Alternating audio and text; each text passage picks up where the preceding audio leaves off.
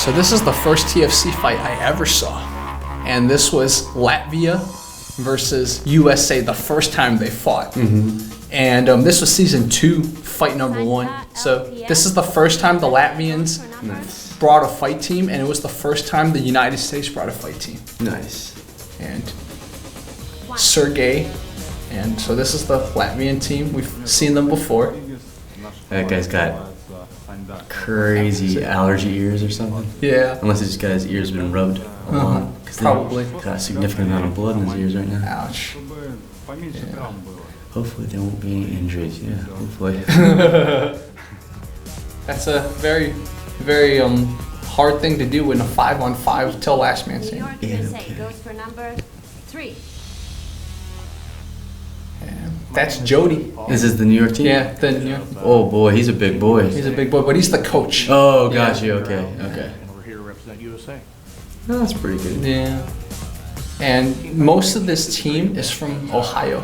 Yeah. This is Jody. They called him Puff instead of Puff. Yeah, so the Latvians misspelled his name. Hysterical. Yeah. So he said 12 to 6 elbows not allowed? No, it's allowed. Oh, it is allowed? Yeah. Wow. Okay. So Those are like daggers. daggers, exactly. This season, from what Jody told me, what evolved was when there were multiple people hitting you, or when multiple people were attacking you, only one person was allowed to hit. So one person could hold you down, and they could take turns hitting you, but they weren't allowed to all hit you because that gets too chaotic. So that's the Oh one yeah, rule. that's too chaotic. Yeah. So that's the one rule they added. Good. Phew. And I think they try to add like a maximal weight the team added together could have. I think it was 500 kilos. Dang. But the Polish people got way beyond that because they couldn't really enforce it because this was only season 2. That's crazy. Yeah, exactly. What are they eating in Poland? I don't know. I've always wondered, how do they make the Polish people so big? Team fighting championship event. Where And you Slavyanin. fight MMA rules. The condition for the victory is last man standing. Last man standing. And we welcome Sergey Domnin, our main judge, and his team. And his team. Sergey's with his team. And let's meet first team for the first fight. It's Riga. Sergey is very Latvia. stoic. Yeah, he is. He is so stoic. I wonder if Sergey ever smiles. And yeah, most of these guys have some blood in their ears, like you said. So they must be rubbing them. Yeah. They must be like prepping. Yep. They're all Pankration fighters. At least Riha, the team captain, is. Let's see what the other guys are. Oh, he's MMA, but his MMA is more Pankration MMA. Because LPF, the team, stands for Latvian Pankration Federation. Okay. So Medved's a wrestler, which I learned from Rustic. Medved means bear. And Kuvalda is Pankration. Nice. He's pretty lean. He's pretty lean. And then we got Slavyanin, our favorite person, who's unfortunately no longer with us. Dang. He's a wrestler. That dude's jacked. He's jacked.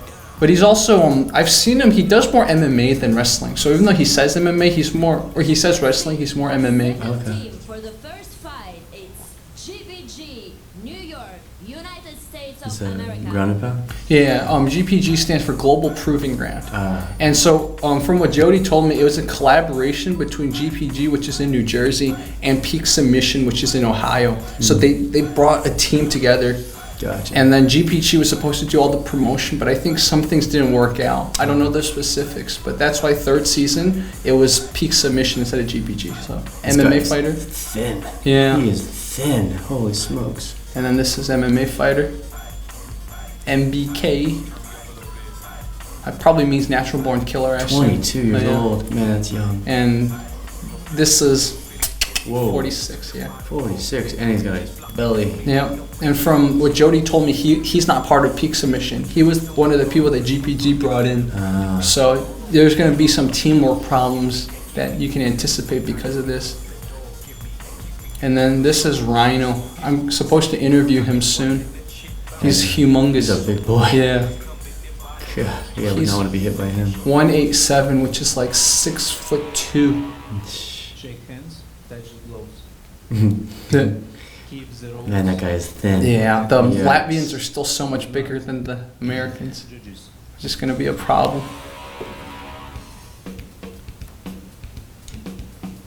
So you see, the Latvians are way bigger by weight and by height. Dang. And they're much, unfortunately America has that old person. So. 46, man. That is. Whew. So we're gonna see some interesting. Here they go. Charges in. 1-on-1. 1-on-1. Yeah, see, I would just go 2-on-1 immediately. Yeah. And then. Or back to back. Yep. It's pretty good. He has his posture broken down pretty well. Earning strikes. Oh, Ooh, good leg Kuvalda, kick. yep. Good leg kick. And then, He's doing a pretty good job of trying to get a high guard, but This guy's lost. He's the done. old guy. Yeah, right in the ear. Ooh, Yeah. ooh. He doesn't know, because he's a boxer. He doesn't know how to fight on the ground. Yeah. Oh, good little. Stepped out of the way of the kick. That's a terrible position to be in when you're mounted completely like that. Yep. Oh, tried takedown. Kuvalda's too big. Ouch. Oh, that guy's down. Yeah, that guy's way too thin. Yeah. He's way too. Oh, I got a head kick. Oh, good. Oh, good. Went for the leg lock there. Oh, man. This guy's This guy's Dunskies. Dunskies, yeah. So wait, those are rabbit punches? Are they allowed to do rabbit Yeah, punches? they're allowed to. Dang. So right here, what he needs to do is he needs to take his left hand, put it underneath the guy, his knee, and he can use that as a lever to get that arm bar. He was having a really hard time hitting the arm bar here. This guy he also needs to take out this other guy's knee, or he can push his foot into the hip, or actually he can push his foot right into the crevice behind the knee, and when he causes the other guy's knee to bend, then he can attack that ankle easier. Oh, this is a very mismatch. Oh man, that's a. Oh, he tried. Oh, he's Going trying. for that Guillotine. Guillotine. Oh, he pulls guard. Ouch. Oh, I got healed right in the temple. Holy smokes. Okay, so if you want to get that straight ankle lock right there, the straight ankle, straight ankle lock, excuse me, you really got to use your back. I mean, he was trying to use his biceps, and that was a horrible attempt at a heel hook. I see. Yeah, you want to hit. Ouch. That's Janka launching those punches. Yeah, you wanna get what's called double whizzers there, meaning you prevent. Oh, he came back. Yeah, He's like, I'm not done, son. Ooh, Good single he's trying leg. to take him. Trying to go for single good leg. sprawl though. Ooh, you gotta go out the back door here. You gotta go underneath those legs. Oh man, this is bad. This guy's getting a beat down. Yeah. 2-on-1. It's so difficult. And he's trying to go for the choke right there. He did at least. I thought he. Oh, he just got knocked in the face. Good. At least he got his defense up, and at least he was able to distract the guy from his teammate. Exactly. Oh man. Oh, those. Oh, I thought he was doing the downward elbows. That would suck so bad. I mean, that doesn't feel good either. Nope. But I mean, trying to defend a guillotine by itself is hard. But trying to defend a guillotine while you're getting your spine punched. This guy needs to get his knees in between. Yeah, he's getting half guard. But he's being kicked. He can't. He's probably not thinking correctly. My go-to, whenever someone's got top side control, you can trap their arm in your legs, the one that's farthest away from you, and then you can go for the Kimura or the Americana because their arm is right next to you. People don't realize that often. And then also what I like to do is when you push the trap away, it makes the escape from the bottom very easy when you're in bottom side control. Whenever I teach my students that, I always regret it because it's like impossible to keep them down. Like once you get top side control, they always just push your traps away, and then all of a sudden your triceps, excuse me, not your traps, what am I talking about? Your triceps. They push your triceps away and you're done. So now it's a big pile of. Dude, this is dog pile. Yeah. This is 4-on-1? 5-on-1? It's 5-on-2, I believe. There's Is this two people. this is the old guy? No, the old guy was the first one pulled out. Oh, there's 2 on 5. Oh, ouch. He going for the straight ankle. Yeah. Poor guys, man. Wow. You just need the security guard in the face. Ooh, Slavyanin's got blood on his ears. Yeah, he's a big dude. Ouch. I dare say that might not be natural. Sanda LPF from Riha, Latvia. You have to know going into this that like unless you're on the winning team, you're gonna take brain damage. Yeah. You're gonna take hits. Yeah. That's no bueno. So, unfortunately, you get one person who doesn't know how to fight on the ground. It doesn't matter if the whole other team, or all your teammates know MMA. It's like one weak link. One weak link. Jeez, dude. Yeah, I think that's part of the reason why MMA in large is more of a single man sport, just because you just have to rely on yourself and your coaches, Yeah. But like, it's just, there's so many elements here. There's so many variables. Oh, The soccer kicks. see, he's got to get his knee in between there, but he's also trying to defend his face, so it makes it hard to do the jiu-jitsu. Jeez. Punches. So right there, he's trying to defend his face, but if he can try and get his arm underneath the guy's knee, and he can hit that arm bar a lot easier. I see. He's just, anytime somebody puts their arm directly behind your head, when they rest that hand behind your head, they're just giving you an arm bar. Oh, interesting. And see, that's the boxer on the ground, not knowing what to do. Yeah. I can't imagine ever walking into a scenario like this, not knowing how to defend yourself on the ground. Yeah. I think the strategy was maybe they thought the boxer would knock someone out real quickly because he's a boxer. But unfortunately, the enemy team is just so much bigger. Yeah, you have to be well versed in all aspects. Yeah. You're gonna get taken down. Yeah. No matter what. Oh my goodness. Wow, that's crazy. Crazy. And then look at the size difference. Oh my gosh.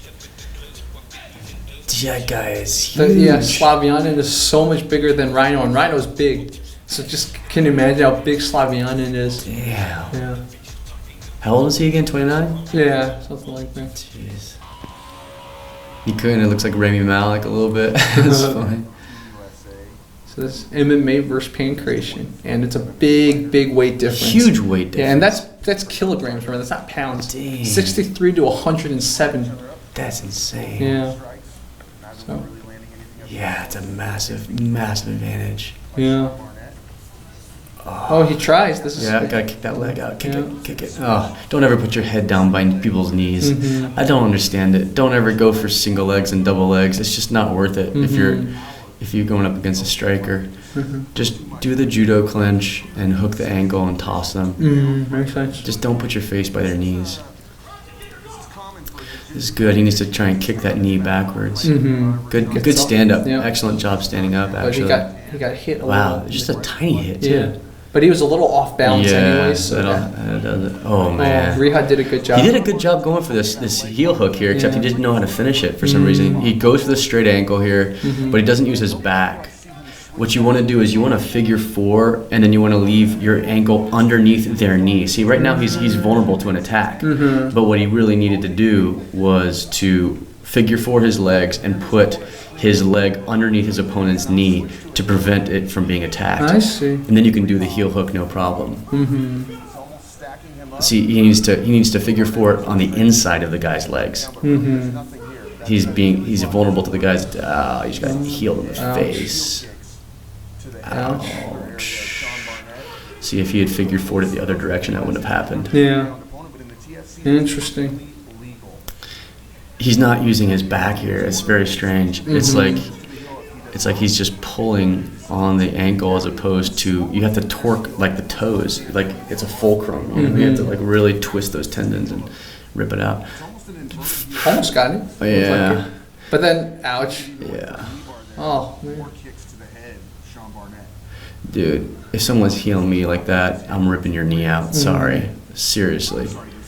There's no joke. A heel hook can do lifelong damage, and if you're going to heel me in the face, I'm ripping your ankle. Yeah.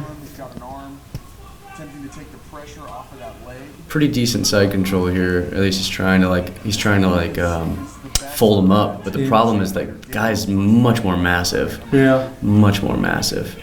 Here he could actually Kimura him here because he's trying to go for that guillotine. All he has to do is just grip the guy's wrist, and he can use his head as a fulcrum, and he can just rip the guy's shoulder out. But of course now he's getting punched in the spine. Yeah, exactly. That's an impossible And scenario. you feel so bad for Jody, who's the coach shouting in the back, and you just tell Jody's just looking at his team getting beaten. And he's trying hard to coach, but you know. Yeah, in the normal situation here, he would get his knees in between his opponent, but literally his opponent is just holding him down to try and get his ribs softened up. Yeah, exactly. And now this is who trains for this? Nobody trains for this. I mean, this guy's got pretty decent escapes. Yeah. It's funny because like his transitions are decent, but his submission execution was not decent. Yeah.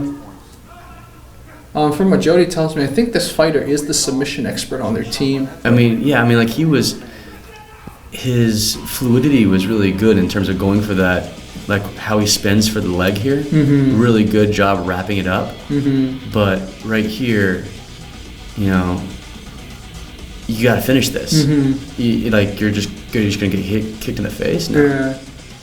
Yeah. He has a knee bar there. He just didn't finish it. Uh-huh.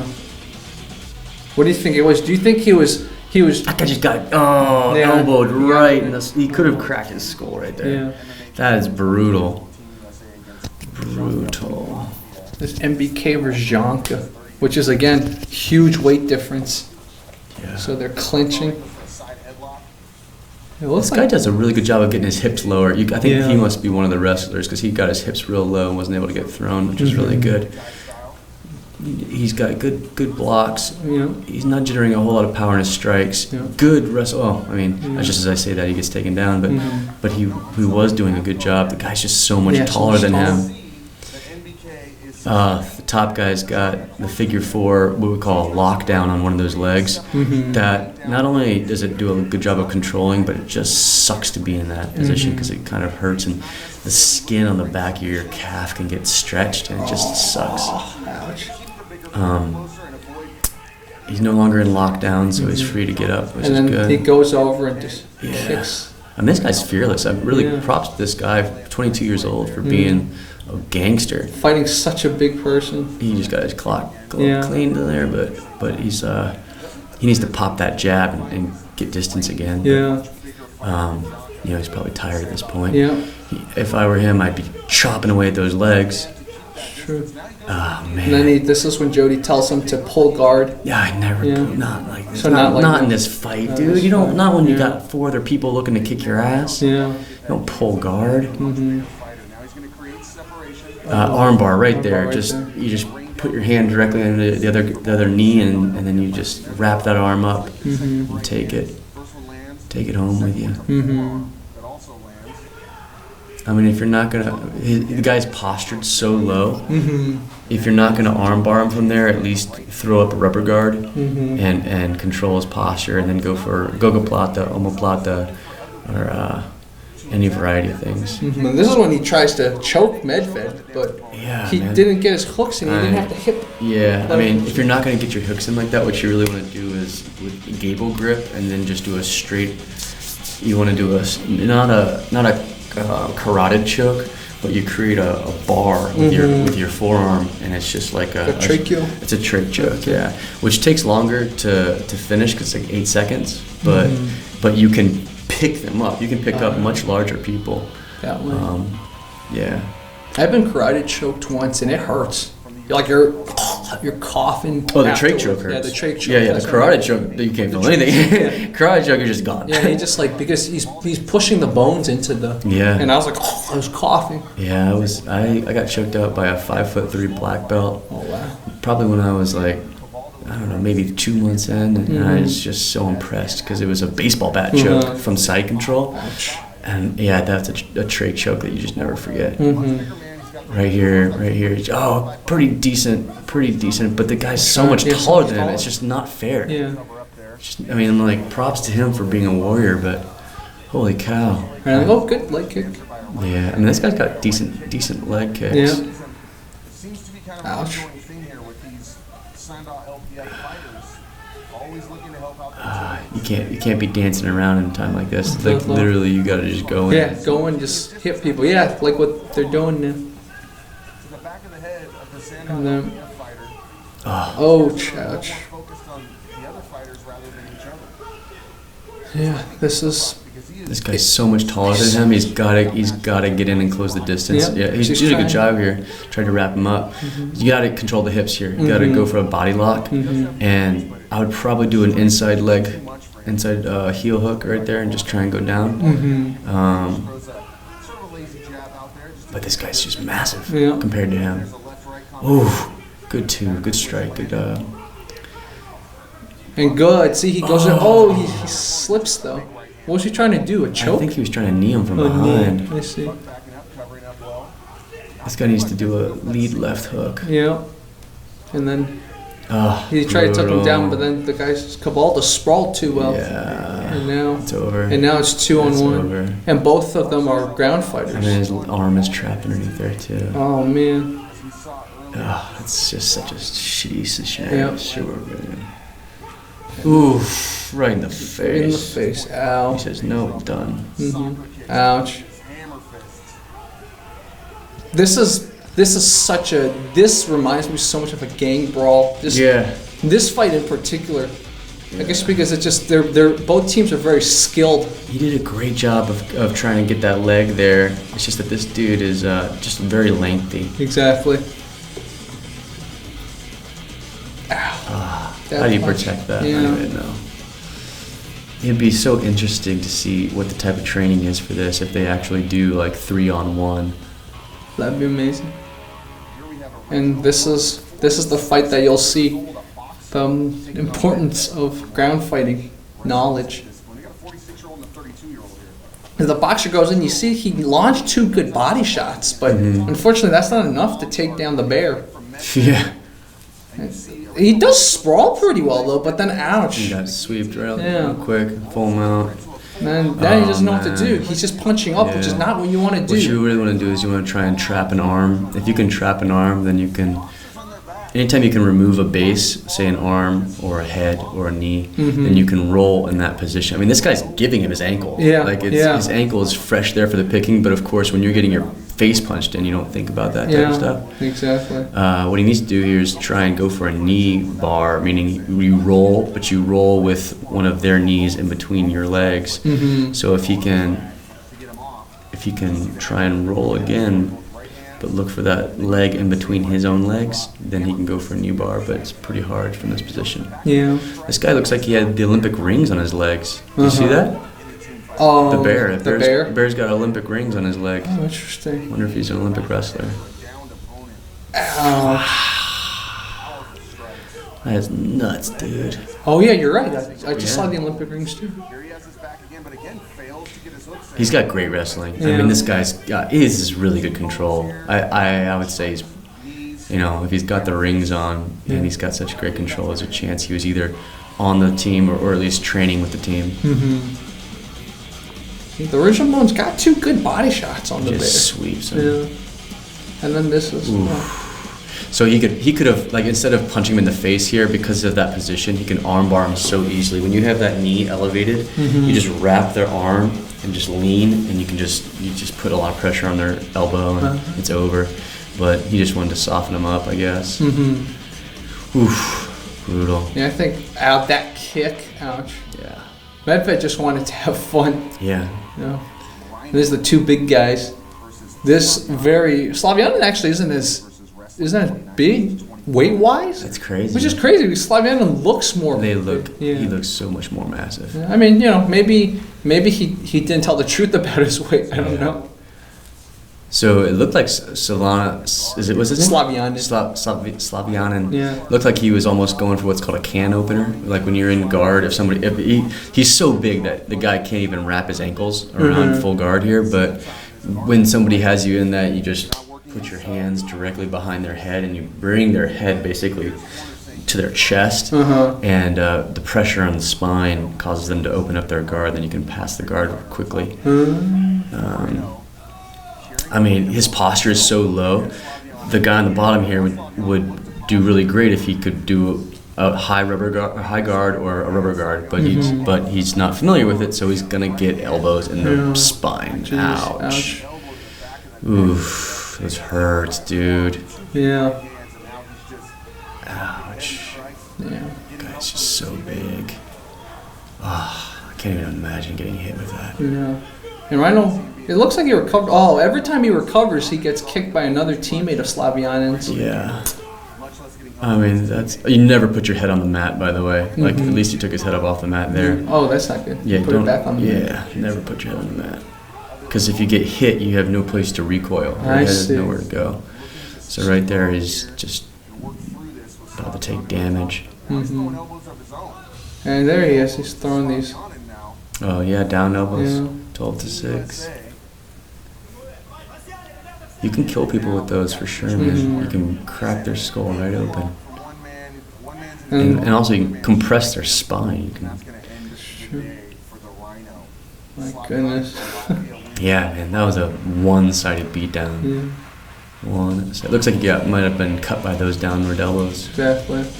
I mean, props to this guy for trying to put up a fight, but like right here, he should have controlled a shoulder. Like he's got somewhat of a shoulder control right there, but if you can control that shoulder, if you can bring a shoulder to your center point, it's very difficult for them to strike you with the other hand. And then once you have that shoulder so far close to your center of your chest, you can shrimp out, and then you can attack that arm for an arm bar. So if you ever get trapped under the bottom and someone's trying to rain down punches on you, you can bring a shoulder down, wrap it, bring it down to your chest, or bring it down to the mat. What it does is it breaks their posture, and they can't strike you with the other hand. Interesting. Neat. Yeah, that was it. That was some epicness. That was brutal, man. That was brutal. And this was the Americans' introduction to TFC. Welcome party. Yeah, it's a big welcome party. Welcome to TFC.